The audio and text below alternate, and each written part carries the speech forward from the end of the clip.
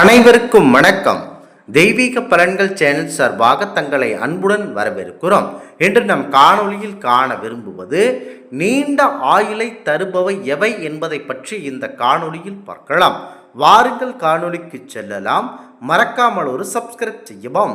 பொதுவாக நீண்ட ஆயுளை தருபவை மாலையில் வெயிலாகும், இரவில் பால் அன்னமாகும், ஓமப்புகை, இளமையான மனைவி, அருவிநீர் ஆகியவை ஆயுளை அதிகரிக்க செய்யும்.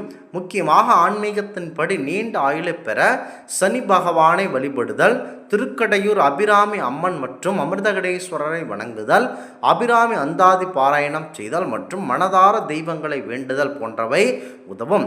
மேலும் சில ஆன்மீக கருத்துகளின்படி சாஸ்திரங்கள்படி நீண்ட ஆயுளை தரும் கிரகமான சனி பகவானுக்கு அவரின் வாகனமான காகத்தின் உருவத்தில் வழிபடுதல், சனீஸ்வரர் ஸ்லோகம் மற்றும் மந்திரங்களை சொல்லி நன்மையை பெற வேண்டும்.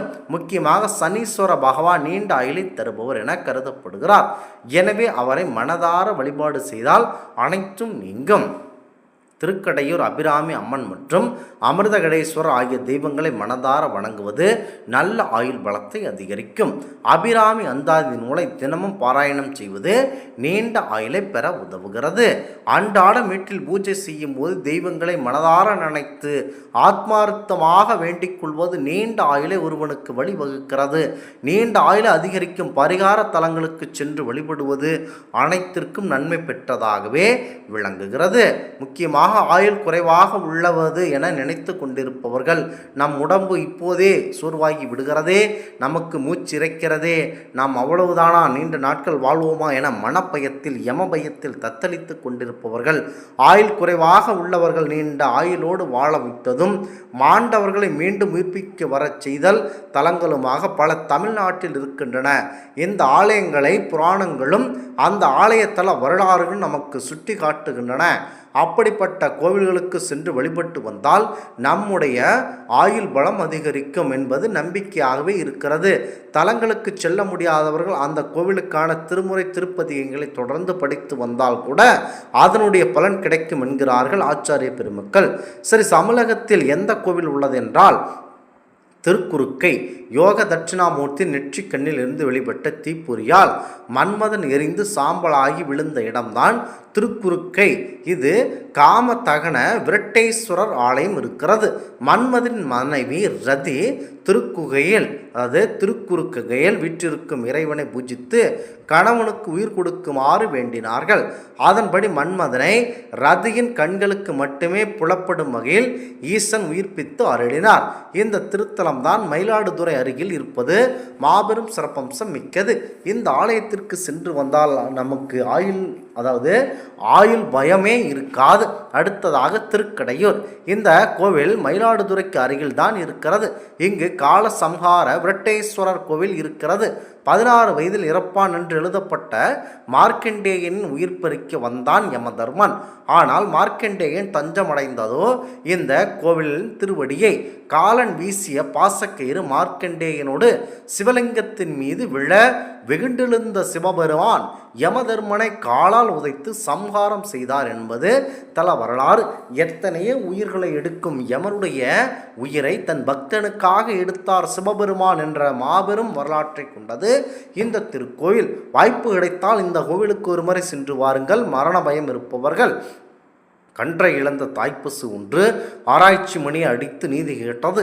நீதி எல்லா உயிர்களுக்கும் பொது என்பதை உணர்ந்த மனுநீதி சோழன் இதனை நினைத்து வருத்தப்பட்டான். முக்கியமாக இதனை மனதில் நினைத்து கொண்டு அவர் வருத்தப்பட்டு கொண்டிருந்தார் மனுநீதி சோழன். மனுநீதி சோழன் நீதி தவறாமல் ஆட்சி புரிவதில் மாபெரும் அரசனாக இருந்தார். தவறு செய்த தன் ஒரே மகனை தேர்ச்சக்கரத்தில் இட்டு மரண தண்டனை கொடுக்க உத்தரவிட்டான். ஆனால் அந்த தண்டனையை நிறைவேற்ற யாரும் முன்வரவில்லை. அதனால் சோழ மன்னனை தன்னுடைய தேரில் காலில் மகனை பிடுக்க வைத்து அவனை கொன்றான். அப்போது தந்தை, தாய், சே என மூவரும் கொண்ட தியாகேசன் அங்கு திருக்காட்சி கொடுத்து இளவரசன் கன்று இருவரையும் உயிர்ப்பித்து அருளினார். இந்த தியாகசேகர் அருளும் ஆலயம்தான் திருவாரூர் தியாகேஸ்வரர் திருக்கோவிலாகும். இங்கு சென்று ஆளும் மாபெரும் வளர்ச்சி மிகுந்த ஆலயமாகும். அடுத்ததாக திருமருகல். இந்த தலத்தில் மாணிக்க வண்ணர் திருக்கோவில் உள்ளது. இங்கு இரவும் பகலும் பரம்பல் சிவபெருமானை எண்ணி வாழ்ந்த ஒரு வணிக பெண் இருந்தார்கள். அவளது முறை மாப்பிள்ளை ஒரு முறை பாம்பு தீண்டு இறந்து போனான். அவனை இந்த கோவிலுக்கு வந்து இறைவனை வேண்டி திருஞான சம்பந்தர் உயிர்ப்பித்தருளினார். மேலும் அவர்கள் இருவரும் திருமணம் செய்து வந்தார்கள். திருவாரூருக்கு அருகே உள்ள திருமகர்கள் இந்த திருத்தலத்தில் ஆலயத்தில் ஆயுள் வேண்டியும் திருமணத்தடை விலகவும் வேண்டிக் கொள்கிறார்கள். இந்த ஆலயத்திற்கு அடுத்ததாக மயிலாப்பூர், சென்னை மையப்பகுதியில் உள்ள மயிலாப்பூரில் கபாலீஸ்வரர் ஆலயம் இருக்கிறது. இங்கு வசித்த சிவநேசன் என்பவரின் மகள் பூம்பாவை பாம்பு தீண்டி இறந்து போனாள். அவளது சாம்பல் எலும்பு ஆகியவற்றை எடுத்து வைத்திருந்தார் சிவநேசன். ஒரு முறை திருஞான சம்பந்தர் கபாலீஸ்வரர் ஆலயம் வந்தபோது தனது மகளின் நிலையை அவரிடம் சொன்னார்கள். சிவநேசன் உடனே சாம்பலையும் எலும்பையும் ஆலயத்திற்கு வைத்து திருப்பதிகம் பாடி சம்பந்தர், அதாவது திருப்பகம் பாடினார் சம்பந்தர். என்ன ஆச்சரியம்! பூம்பாவை பெண் உயிர் பெற்று திரும்ப வந்தார்கள். ஆயுள் பலம் உள்ளவர்கள், அதாவது ஆயுள் பலத்தால், அதாவது ஆயுள் பலம் இல்லாமல் இருப்பவர்கள் இந்த ஆலயத்திற்கு வந்து வழிபடுங்கள். அப்பூசி அவர்களது, அதாவது திங்களூர் அப்பூதி அவரடிகளது வீட்டு தோட்டத்தில் அவளது மூத்த மகன் பாம்பு தீண்டி இறந்து போனான். அவனை திருநாவுக்கரசர் திங்களூர் சோமநாதர் ஆலயத்தில் வைத்து பதிகம் பாடி உயிர்ப்பித்து அருளினார். திங்களூர் தலமான சிவபெருமானை சந்திர பகவான் வழிபட்ட ஆலயமாகும். இந்த தலத்தில் இறைவனுக்கு சோமநாதர், சந்திரசேகரர், சந்திரமௌலி உள்ளிட்ட பெயர்கள் உண்டு. இந்த ஆலயத்தில் வழிபட்டால் ஆயுள் அதிகரிக்கும். மேலும் திருநாவுக்கரசர் பாடிய பதிகத்தை பாடினாலும் நல்ல பலன் உண்டு. அடுத்ததாக அவிநாசி திருக்கோவில். அவிநாசியில் உள்ள அவிநாசியப்பர் ஆலயம். இந்த பகுதியில் வசித்த ஒருவரின் மகன் குளத்தில் நீராடச் சென்றான். அப்போது அந்த குளத்தில் இருந்த முதலை அச்சிறுவனை விழுங்கி விட்டது. ஒரு முறை அவிநாசியப்பரை வழிபட வந்த சுந்தரர் இந்த விஷயத்தை அறிந்து காரைக்கால் முதலையை பிள்ளை தரச் சொல்லு காலனையே பாடினார். அந்த பதிகத்தை அவர் முடிக்கும் தருவாயில் குளத்தில் இருந்து முதலை வெளிப்பட்டு அந்த சிறுவனை உயிருடன் உமிழ்ந்துவிட்டு சென்றதாக தல புராணங்கள் சொல்லுகிறது. அவிநாசி கோயம்புத்தூருக்கு அருகே உள்ளது. இறந்த பின் மீண்டும் உயிர் பெற்று வாழ்ந்தவர்கள் ஏயர் கோன் கலியுமாக நாயனாரும் ஒருவராகவே இருக்கிறார்.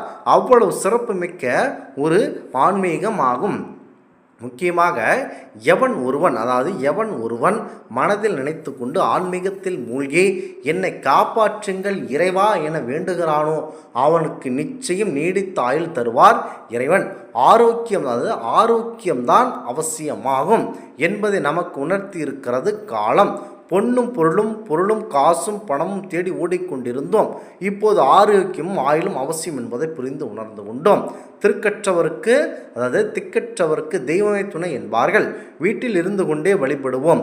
நம் அன்றாட வீட்டில் பூஜை செய்யும் போது இந்த தெய்வங்களை மனதார நினைத்து ஆத்மார்த்தமாக வேண்டிக் கொண்டால் நமக்கு நீடித்த ஆயுள் கிடைக்கும்.